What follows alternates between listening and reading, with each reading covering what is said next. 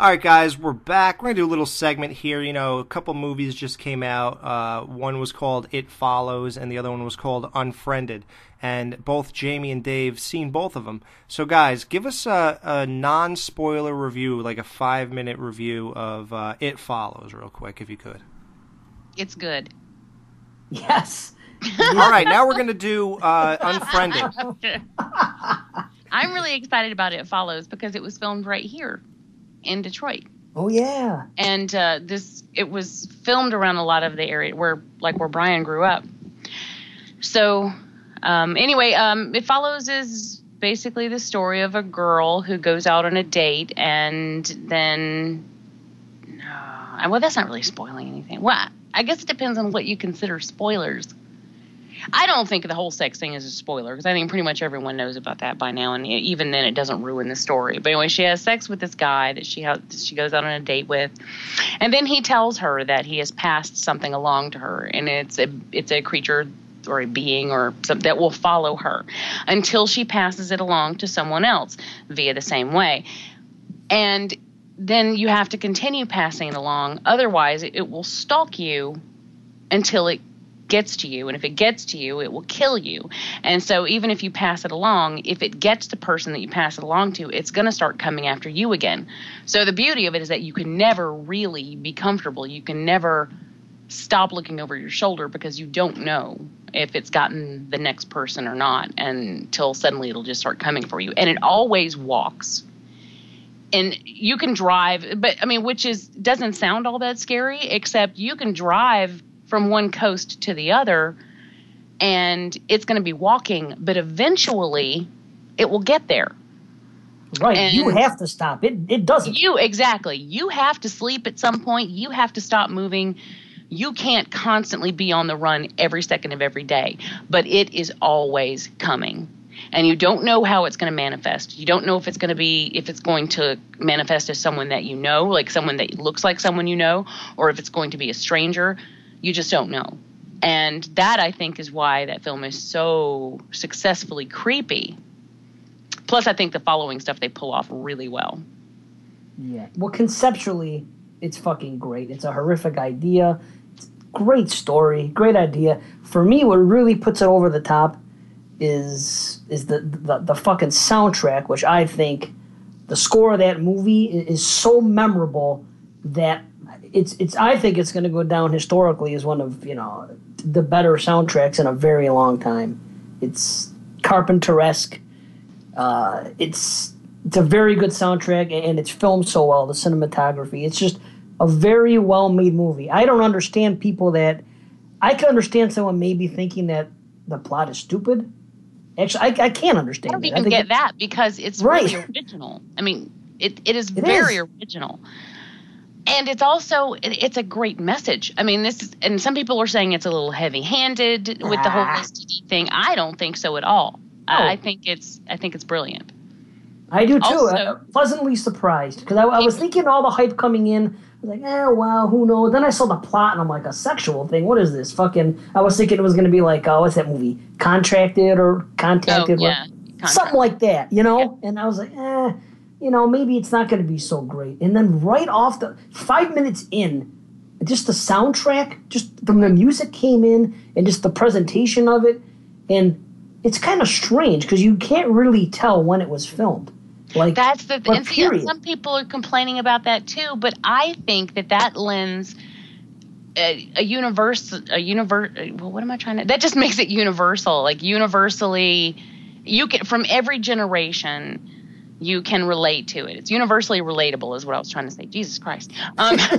So whether you're 40 or 50 or 16 or 17, I think that you can relate to what's going on in this film. What if you're 57? Because, then I guess you're shit out of luck. Can your cats relate to it? Yeah. Oh, yeah. All the time. So I don't have a problem with that at all. I think it's, purposely done. Another thing that people complain about, and I'm not going to say specifics here because I don't want to spoil it, but there is a scene because this is about teenagers, and this is a scene where the teenagers band together and they try to stop this thing. And people are complaining because it's a stupid plan. Well, they're fucking teenagers. Yeah. You know, it's very realistic when you consider that they're kids and they're only doing what they can think to do. They're desperate to try to stop this thing for their friend even. I mean, they're trying to help their friend, which I love. I love the relationships in this film. I think they're very realistic. I think that they're very heartwarming. I honestly, I can't think of anything wrong with this film. I agree. And I could see the only thing, the confusion of, like I said, about the period, when is it? Because the only thing that makes it not 80s is the fact that this girl has that clamshell fucking reading thing. Right, the digital reader. Yeah. People aren't walking around with cell phones. No. You know? But and they're it's very dressed ambiguous, 80s. And I think it's ambiguous for a reason. This takes place in the 80s, or they don't tell you? Well, it looks like it. He doesn't say, and I think he purposely doesn't say because it's supposed to be, just universal.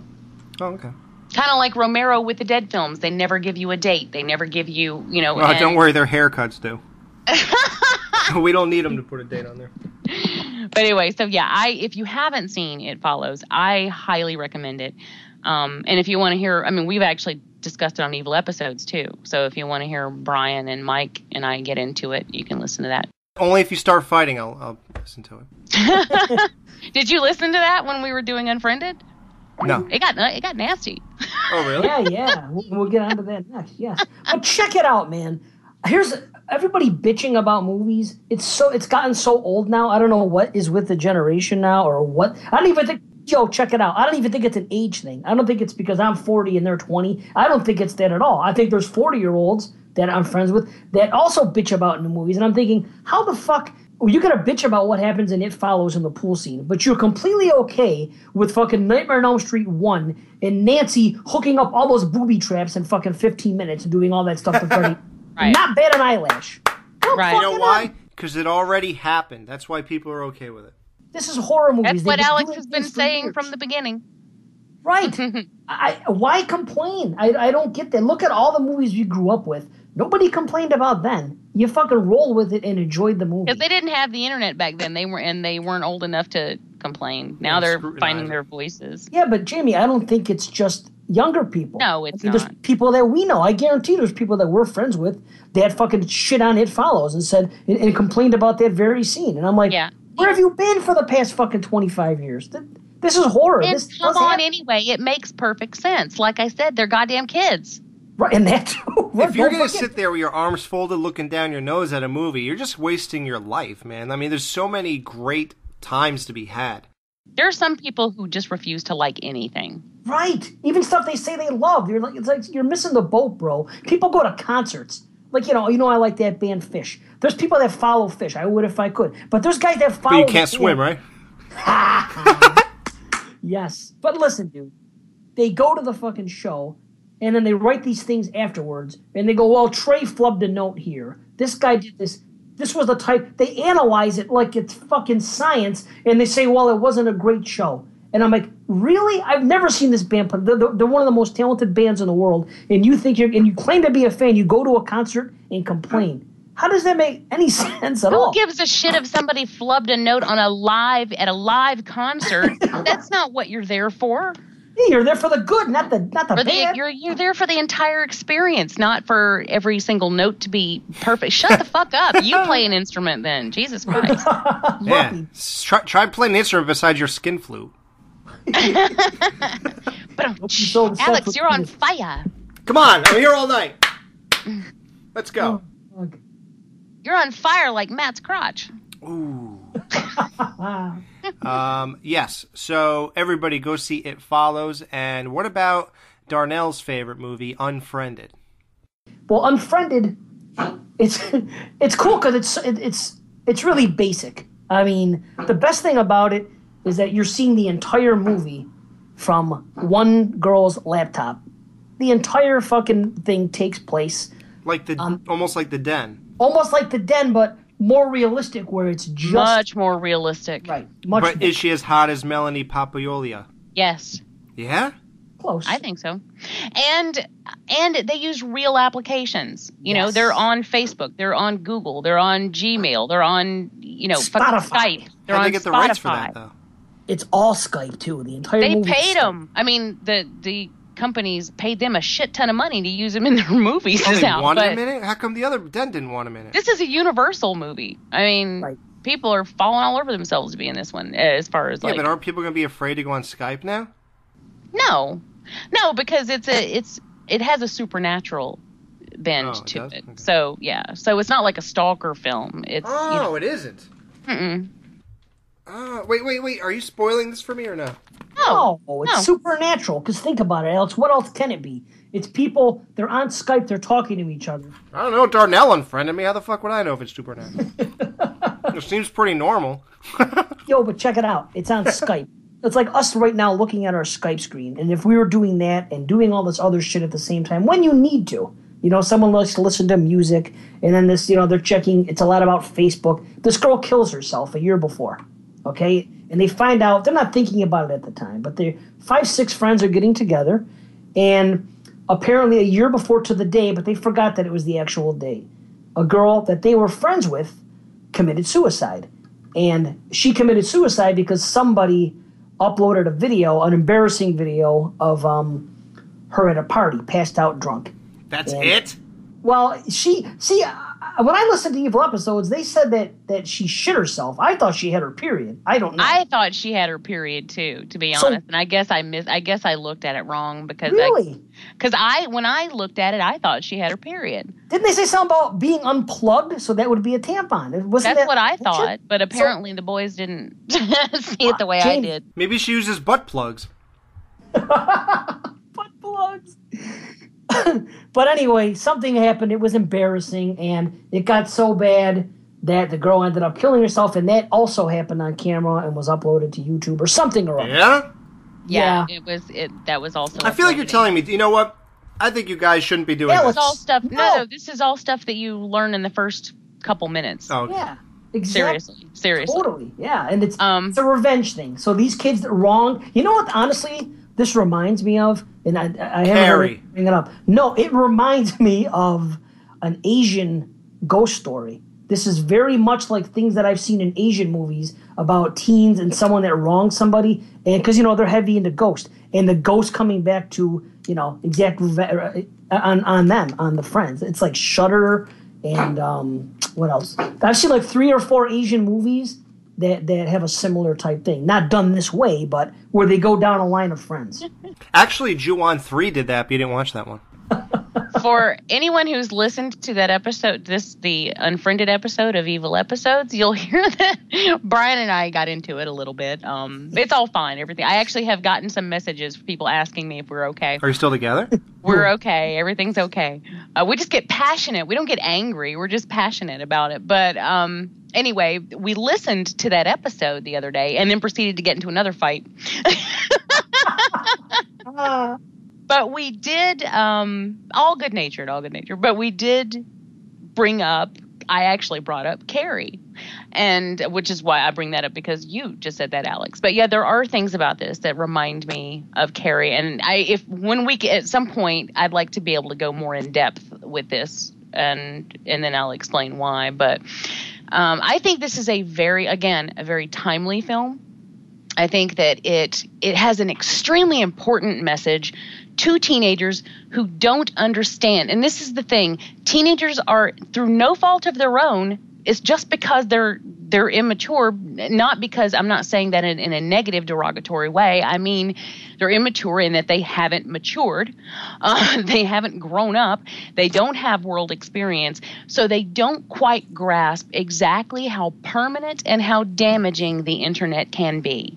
So when you do something that you think is just going to be mean and you post it up, you really could end up damaging someone's life. And that's what this film is all about. And interestingly enough, I was at work last night and there was a 16-year-old girl there, and she was talking about some shit that her friends had did. And I said, you need to watch Unfriended. And she goes, I just saw it this weekend. I thought it sucked. It was so stupid. And I'm like, honey, they are talking about you. Wow. I'm like, you are the whole reason that movie really should not be a rated R film, because I think it's missing its target audience with that. Agreed. Yeah. But no lessons are taught. No lessons are taught. It didn't need to be. I think No, it didn't. I agree with it. The only reason that I think it was is because of fuck. But Right. It was like Christine when they said, okay, let's Right. throw one guy saying fuck. And literally, what's his name? Buddy Robertson. Fuck! You know? But, and to me, you could have just cut the language. I don't think the language was completely necessary. Even though that's actually how kids talk, it then forced you to be rated out of the people that need to be seeing this movie. The kids who talk like that can't watch it. But check it out. Everybody But that's I mean, there. do you agree with that, Dave? Do you think that I mean, do you agree with it? What I just said? What, that it was better suited to PG-13? Well, just no, the whole thing, like my whole. Yeah, he wasn't listening. Oh yeah, of course. Yeah, it makes perfect sense. That is the way things are, and you know, if my daughter was old enough, but of course she's not. But yeah, that is something that people should see because they're not thinking because they grew up with the internet. They don't know life prior to, so to them, it's just fucking normal, and just they're like part of life. Right, and I guess maybe that's why they make such a big deal about cyberbully and bully in general now. You know, bullying has gone on since fucking forever, and there were times when I would watch TV and say, you know what, I'm fucking tired of hearing about it. I was bullied when I was a kid, and I did some bullying myself. Most people get over it, but... It's always gone on. It's happened. But cyberbullying, I believe, does take it to another level. And that's what I was agreeing with Jamie about, that things they can get out of hand. You can't put stuff like that on YouTube and on Facebook and everyone's seeing it at once. When kids were bullied in school, a couple kids bullied somebody here and there, and it happened. It wasn't in front of fucking the world all the time. That just magnifies it so much more. So, yeah, it's a terrible thing. And it's permanent. I mean, like, even if you take it down, it's always going to be somewhere. Somebody will have picked it up. Somebody will have shared it. Some fucking YouTube channel will have, like, equals 3, will have taken it and made fun of it. You know, I mean, it's just, you know, and the impact can be devastating. Really. I can get over anything. Just look what we put out there of our, like... Yeah, but I'm talking like, but I know, but you're also a grown up. You're a grown up. You know how to deal with this shit. But I mean, young kids, this is the end of their world because when you're that age, when you're in high school, breaking up is the end of your world. All you see is what's directly in front of you, and you feel like that's the rest of your life. And you know, when somebody says the words "you have your whole life in front of you," it doesn't really mean anything because all you know is your little circle right there. That's how you're built to think. But then, you know, so it's like, oh my God, my life is ruined. My life is over. And it's just it's a much different thing, and it's a very hard thing. But anyway, yeah. So I hope you all like the armchair shrink hour. Yeah, I really recommend that movie. I know that some people haven't enjoyed it as much as I have, but I also think it's an internet film done right. Because everything that they do in the movie is something that you can actually do on the internet. It's not like magic computer stuff. This is stuff that you can actually do. They use real life applications, so it's very realistic. Yeah, it's a damn good ghost story. It really is. It's a fucking revenge. It like I said before, it definitely reminds me of there's a few Asian films that have been structured the same type of way. And the thing is, if it was PG-13, I may not have seen it, and I would have been doing myself a disservice because I guess American horror films, I want them to be R, but I don't know. It's weird because like The Grudge and shit, that's not rated R. Like the Ju-ons. Well, it's because he just crawls down the stairs. There's no big deal. That it just doesn't bother me because I know that the Asians make them so scary. Where usually a movie in the States that's PG-13, there haven't really been any, I don't know, too many scary movies that have been PG-13, so. But it is what it is. Well, there you have it. We'll be right back and wrap up the show.